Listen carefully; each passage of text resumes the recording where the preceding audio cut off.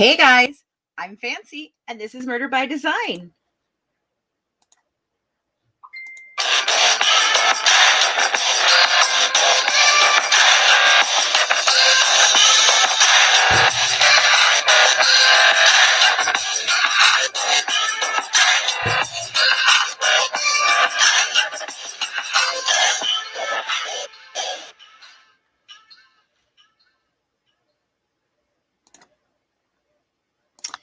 Alrighty, well, hey guys, I'm going to start this off with a little bit of a sing-song. So, Delta Dawn, what's that flower you have on? Could it be a faded rose from days gone by? And did I hear you say he was meeting you here today to take you to his mansion in the sky? So what does Delta Dawn have to do with this true crime tidbit? I'm going to tell you in a second. Alicia Ann Heinrich was an identified toddler who was found near the Escatopol.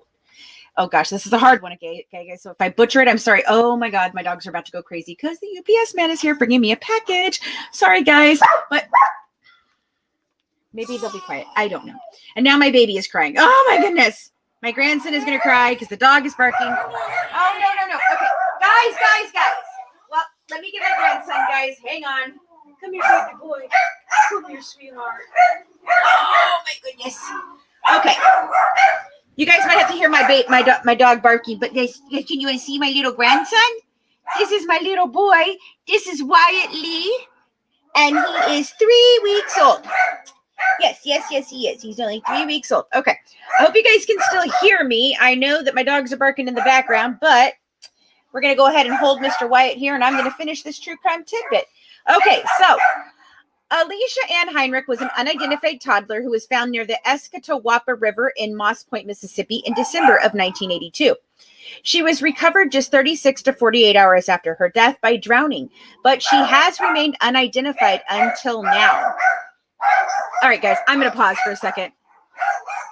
More little pics of the baby. How about that? Oh, look at him. Isn't he cute? I know.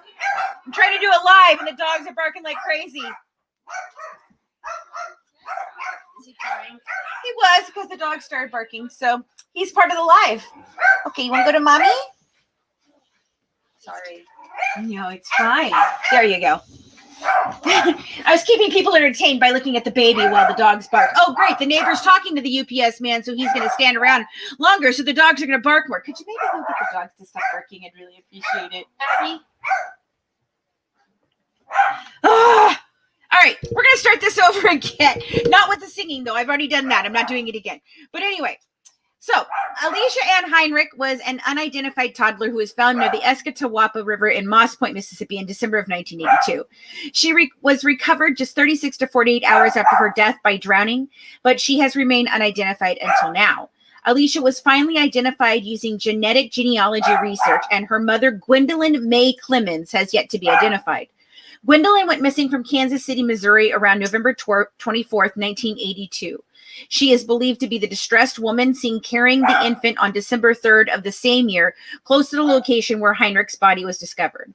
Although a witness reported seeing an adult female's bodies in the same river, no further remains were ever recovered. Clemens is still considered a missing person. Authorities are contacting other law enforcement stations and agencies to try and identify Gwendolyn's remains. They're trying to see if anybody has like unidentified remains that maybe would fit the bill here.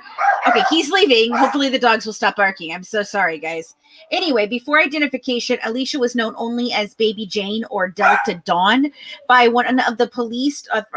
She was named that by one of the police officers' wives because she was found on December 5th, 1982, close to the time of daybreak near the delta of the Escatawapa River.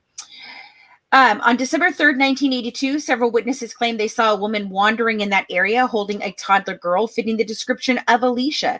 It is unknown if this woman was Gwendolyn or not, and what happened to Gwendolyn is still unknown. Some say that she herself killed the child and then committed suicide, and some others say that she was murdered and the child was murdered by an ex-boyfriend. These sightings had occurred on both Mississippi State Highway 63 and later the National Interstate 10, close to the state border of Alabama. The woman carrying this child had been wearing a blue plaid shirt and blue jeans and was last seen walking west along Interstate 10, close to the truck scales at the Alabama-Mississippi border, sometime between midnight and 1 o'clock in the morning of December 3rd. Reportedly, this woman had been in an acute state of distress, but had refused any offers of help from passing vehicles. These eyewitness reports subsequently given to the investigators would further be corroborated by accounts from a woman who had been monitoring C-beat radio conversations between truck drivers early in the morning of December 3rd, and who stated to investigators numerous truck drivers had been raising what she termed was a boatload of hell regarding an obvious distressed woman walking along Interstate 10 with a barefoot, coatless female toddler in her arms, and who had repeatedly refused any offers of assistance from passing vehicles. It is believed that the toddler in this woman's company may have been the victim subsequently recovered from the river. Ha ha ha! Ty, guess what? I sang part of that song at the beginning of this broadcast. You should go back and listen to it. Anyway, on December 5th, 1982, a truck driver made a call into authorities stating that he saw a woman floating in the Escatapo River. He claimed the woman was dressed in blue plaid and could be found floating face down near a bridge that spanned Highway 10. Authorities responded immediately and began to search for the woman, but she was not found. One sheriff's deputy decided to expand the search and found the toddler, and she was found lying face up covered in weeds, and it was clear she had been thrown from the bridge and could not be the body of the person that the trucker described. In an autopsy, it appeared that someone had actually tried to smother the child before tossing her in the river, where she ultimately drowned. Relatives said that mother and daughter left with a man and were heading to Florida to start a new life. The pair was never heard from again, and the man eventually returned to Missouri, AL.com reported, citing the police. According to WLOX, the man is believed to have killed Alicia Ann Heinrich and Gwendolyn May Clemens Heinrich. Relatives say he is now deceased, and in the autopsy, like I said, she was discovered to have been smothered. The medical examiner determined the toddler had drowned as she was still alive when she was thrown in the river. So, 2 days before the girl's body was found, witnesses reported seeing that woman, and it is still unknown what has happened to her mom. Before Alicia Ann Heinrich's body was positively identified, the National Center for Missing and Exploited Children created a facial reconstruction of what she may have looked like. Investigators initially estimated the child was 18 to 24 months old. If you want to see that recreation, if you pull up the thumbnail of this video, it's up in the top right-hand corner. In 2009, the toddler was exhumed and DNA samples were taken from her body. Last year, her DNA was sent to Texas-based laboratory Othram, which we just had him on, Othram Inc., and he is amazing. David Middleman, we did an interview with him just a few weeks ago. You might want to check it out over here on the YouTube channel.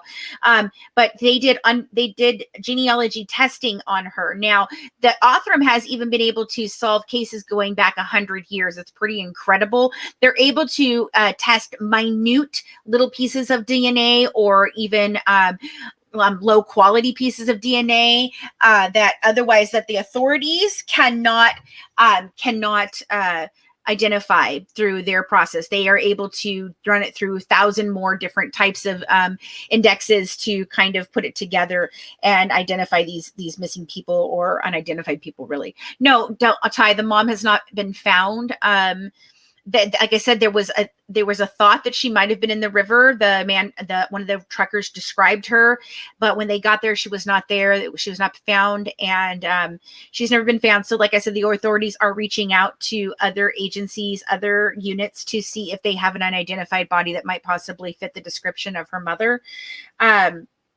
But in September of this year, a month after investigators in Missouri took on the case, the lab matched the toddler's DNA to 2 family members. According to AL.com, forensic genealogy intern Olivia McCarter said the toddler's DNA was entered into a national database. From there, it reportedly took 52 days to discover a familial link. Jackson County Police said it is unclear whether Gwendolyn May Clemens Heinrich is alive.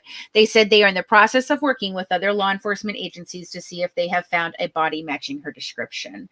I mean, this is pretty incredible. This is what's happening right now. There's, if you guys have been on ID channel, I think it's ID channel, they now have a new show called The Genealogy Detective or The Genetic Detective. And that is Cece, I can't think of her last name. It starts with an M. I think it's Morrow or Moore. Cece Moore. That's what it is. Cece Moore.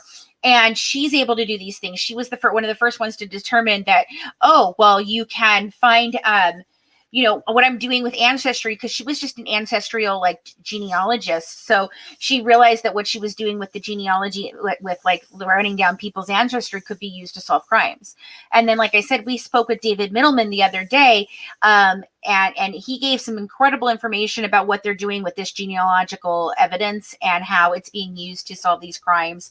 I think it's going to be amazing for discoveries of unidentified bodies, bodies that have been laying around for a long time that were criminally, criminal things. It's insane. I'm so excited about this work that is being done right now. Anyway, guys, that's my Good God, I've already skipped the whole week. That's my Monday tidbit. And you'll see us tonight talking about Diane Downs. Me and Colleen will be doing our beginning episode. So we already did our intro to kind of get you introduced to the case. Tonight is our first full-length episode that we'll be doing live at 8 p.m. Right here and on our YouTube channel, Murder by Design. We've got a lot of stuff coming down the pipeway this week. We are going to be releasing our second episode of Gone Cold with Todd Matthews, the former director of NamUs, the national database for missing and unsolved mysteries. And he also is the owner of the Doe Network. So he's pretty impressive. He knows a lot about missing and unidentified cases. He's doing a lot of work with this, and we're actually going to try and hook him up with David Middleman and get some work done. In fact, we talk about that in the episode that we're releasing on Wednesday. So you guys, we got a lot going on, and we're really super excited to be talking with you about all of this. Have a wonderful rest of your week, and I'll see you tonight. Bye, guys.